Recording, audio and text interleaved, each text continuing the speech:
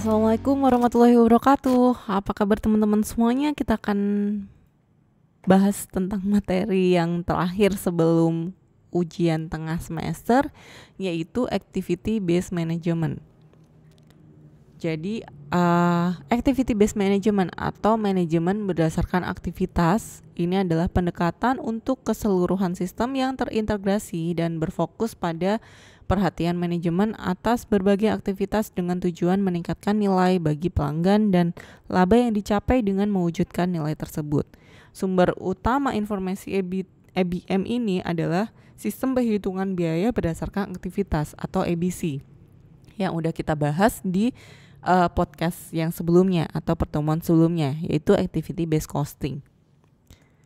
Nah, ada dua dimensi IBM, yaitu dimensi biaya dan dimensi proses.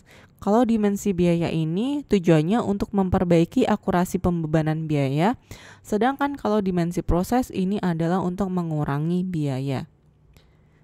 Nah, IBM ini merupakan sistem informasi yang bertujuan memperbaiki pengambilan keputusan dengan menginformasikan biaya yang akurat dan mengurangi biaya dengan mendorong serta mendukung berbagai usaha perbaikan berkelanjutan. Tujuan keseluruhan dari IBM ini adalah meningkatkan profitabilitas perusahaan. Misalkan di sini untuk model IBM ada perencanaan sistem, kemudian diidentifikasi dan definisi dan klasifikasi aktivitas. Jadi kalau menggunakan ada dua penggunaan ABC dan PVA. Menggunakan ABC ini membebankan biaya sumber daya ke aktivitas, kemudian mengidentifikasi objek biaya dan penggerak aktivitasnya, kemudian menghitung tarif aktivitas dan membebankan biaya ke objek biaya. Nah, ini tujuannya itu adalah memperbaiki keputusan. Sedangkan kalau PVA ini membuat penilaian atas isi aktivitas, kemudian menentukan akar penyebab masalahnya apa, terus membuat ukuran kinerjanya, terus mencari peluang untuk perbaikan sehingga di sini itu mengurangi biaya. Dengan adanya perbaikan keputusan dan pengurangan biaya akan meningkatkan profitabilitas perusahaan. Penyebab kegagalan implementasi IBM itu satu, kurangnya dukungan dari manajemen tingkat atas, terus adanya penolakan untuk perubahan, terus ada kurangnya keahlian menggunakan informasi aktivitas yang baru, dan kegagalan dalam mengintegrasikan sistem IBM.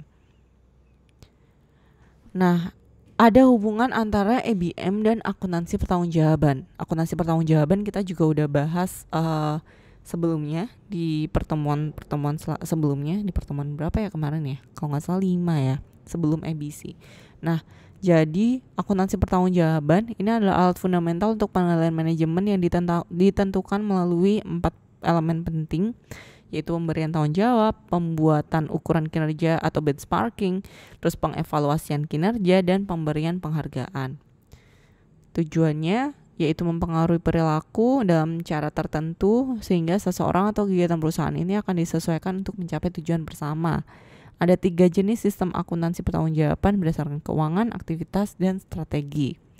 Nah, sistem akuntansi pertanggungjawaban berdasarkan keuangan ini memberikan tanggung jawab pada berbagai unit perusahaan dan menyatakan berbagai ukuran kinerja dalam bentuk keuangan.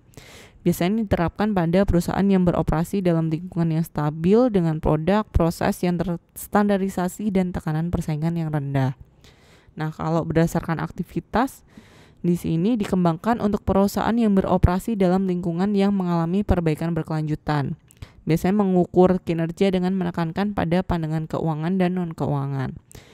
Nah, perbandingan pertanggungjawaban berdasarkan keuangan dan aktivitas.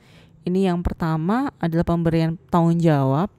Di sini untuk yang berdasarkan keuangan lebih ke unit perusahaan, tapi kalau yang berdasarkan aktivitas ini lebih ke proses atau aktivitasnya.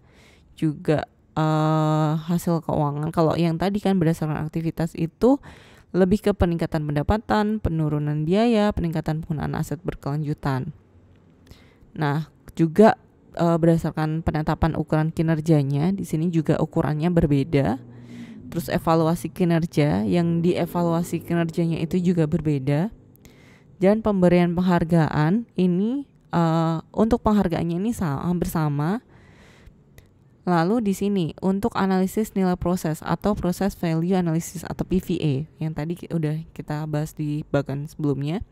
Jadi PVA ini adalah hal yang fundamental bagi akuntansi pertanggungjawabkan berdasarkan aktivitas. Fokusnya pada akuntabilitas berbagai aktivitas dan menekankan pada maksimalisasi kinerja keseluruhan sistem. Berkaitan dengan analisis penggerak, analisis aktivitas, dan pengukuran kinerja aktivitas. PVA analisis penggerak ini usaha yang dilakukan untuk mengidentifikasi berbagai faktor yang merupakan akar pemicu dari biaya aktivitas. Tujuannya agar dapat mengambil tindakan untuk memperbaiki aktivitas tersebut. Contohnya, suatu analisis ini dapat mengungkapkan akar pemicu biaya perpindahan bahan baku adalah tata letak pabrik. Nah, sehingga pengaturan ulang tata letak pabrik dapat mengurangi biaya perpindahan dalam bahan baku. Sedang kalau analisis aktivitas, ini adalah proses untuk mengidentifikasi, menjelaskan, dan mengevaluasi berbagai aktivitas yang dilakukan perusahaan. Ini untuk harus menunjukkan 4 hasil kalau analisis aktivitas ini. Yang pertama, aktivitas apa aja yang dilakukan, kemudian berapa orang yang melakukan aktivitas tersebut, waktu dan sumber daya yang dibutuhkan untuk melakukan aktivitas tersebut. Terus penilaian juga atas nilai aktivitas bagi perusahaan.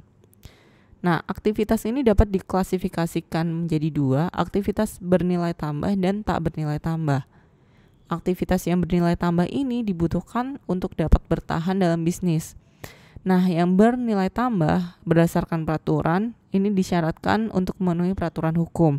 Sedangkan kalau discretionary atau yang bernilai tambah jika secara simultan memenuhi syarat, yang pertama aktivitas ini menghasilkan perubahan kondisi, juga perubahan kondisi tidak dapat dicapai melalui aktivitas sebelumnya, dan aktivitas yang memungkinkan berbagai aktivitas lain dilakukan. Contohnya, dalam aktivitas pemotongan pipa pada pabrik silinder hidrolik.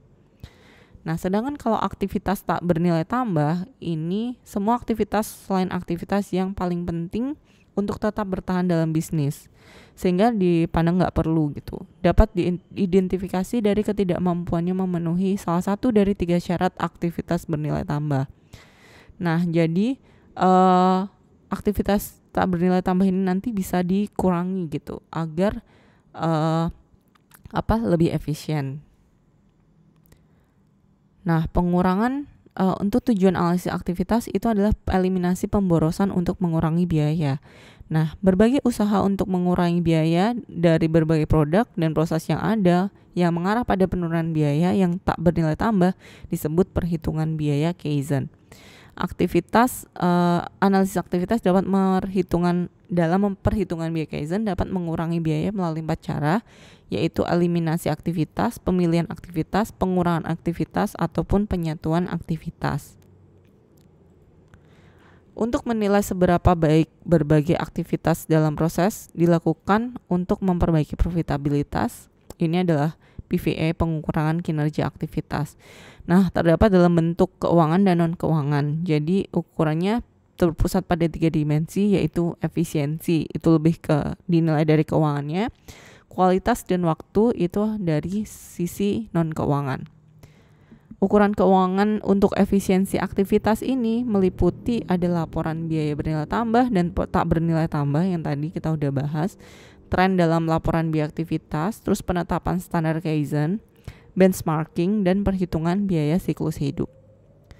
Sampai di sini teman-teman untuk materi EBM. Nah, untuk selanjutnya setelah ini kan teman-teman akan ujian tengah semester ya, sehingga kalau misalkan masih ada pertanyaan yang belum mengerti tentang materi-materi dari pertemuan 1 sampai pertemuan kali ini, teman-teman bisa tanyakan kembali, nanti kita akan bahas di diskusi kita ya. Sampai di sini, terima kasih dan wassalamualaikum warahmatullahi wabarakatuh.